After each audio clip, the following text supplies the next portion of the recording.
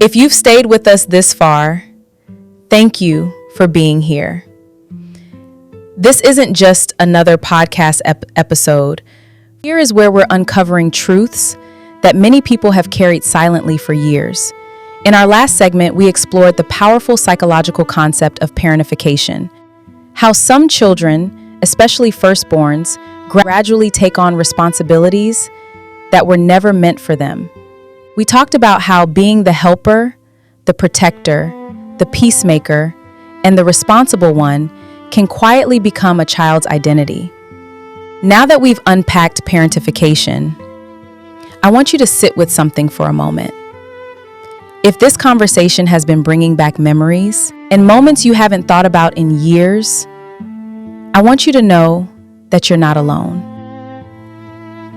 Thousands of people listening right now are quietly connecting the dots in their own lives. Now we're going one step deeper, because understanding what happened is only part of the journey. The bigger question is this: why do intelligent, capable adults still struggle to say no? And why do so many firstborns feel guilty for resting, like they always have to be productive? Some of you get anxious when someone is disappointed with you. You feel responsible for fixing problems that you didn't create? As psychologists, we know it's often something much deeper. It's an adaptation. It's the nervous system saying, this is how we survived before, let's keep doing it. I want to ask you a question. Have you ever said yes when every part of you wanted to say no? Have you ever stayed in a relationship far longer than you should have because you couldn't bear the thought of hurting the other person?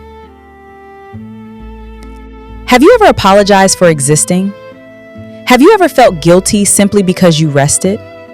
If you're nodding your head, I need you to hear this. You are not too much or too nice. Your brain has learned a survival strategy. One of the biggest mistakes people make is believing that people-pleasing is a personality trait. Many people say, I've always been this way. The good thing is they are becoming aware. It's not who you are. It's often what you learn to do. We know that very few children are born believing they must sacrifice themselves to deserve love. Those beliefs are usually shaped by repeated experiences. Most of us learned that keeping the peace will reduce conflict. We learned that being the good child earned praises, that saying no led to criticism, rejection, and guilt.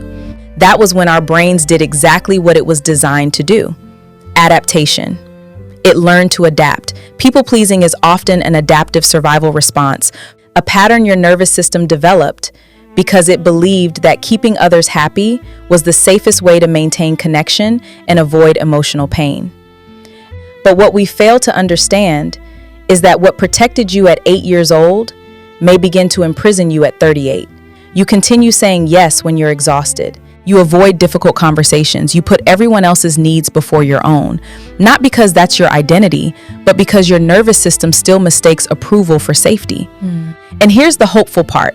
If you can learn people-pleasing, you can also unlearn it.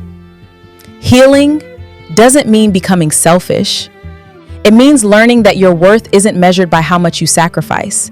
Real emotional maturity is not making everyone happy. It's being able to love others without abandoning yourself.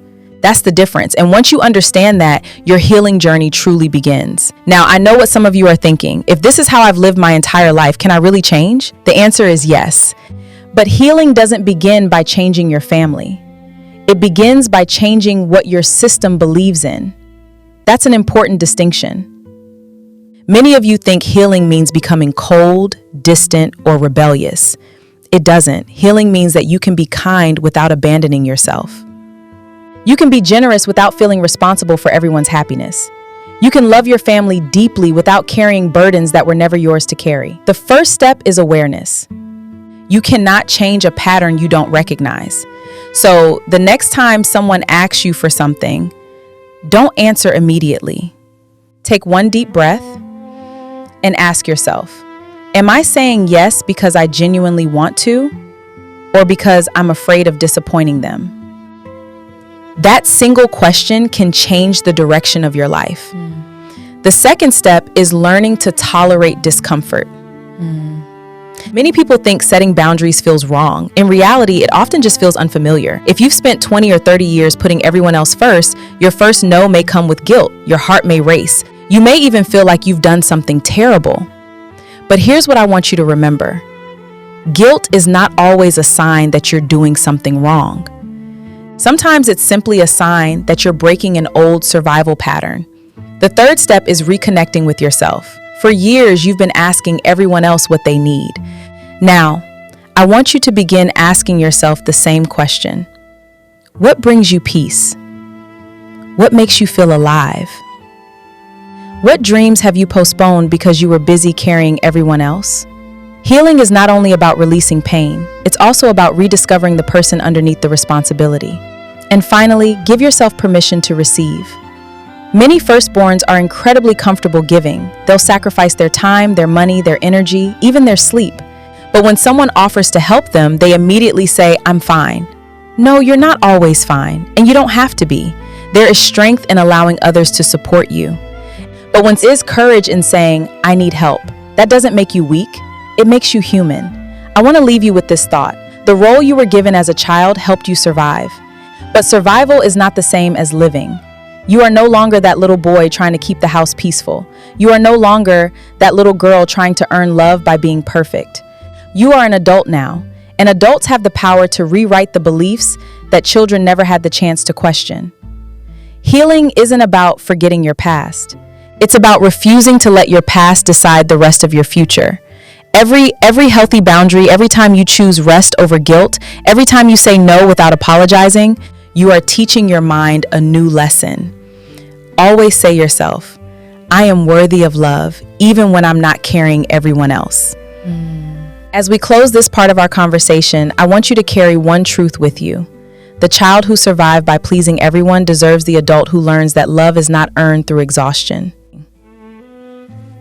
In our next segment, we're going to explore something that touches every family, especially within African communities. We'll talk about culture, expectations, respect, sacrifice, and where healthy responsibility ends and emotional burden begins. I hope you learned something from our discussion. Put your questions on the comment section and we will be happy to help. Till next time, stay subscribed. I love you.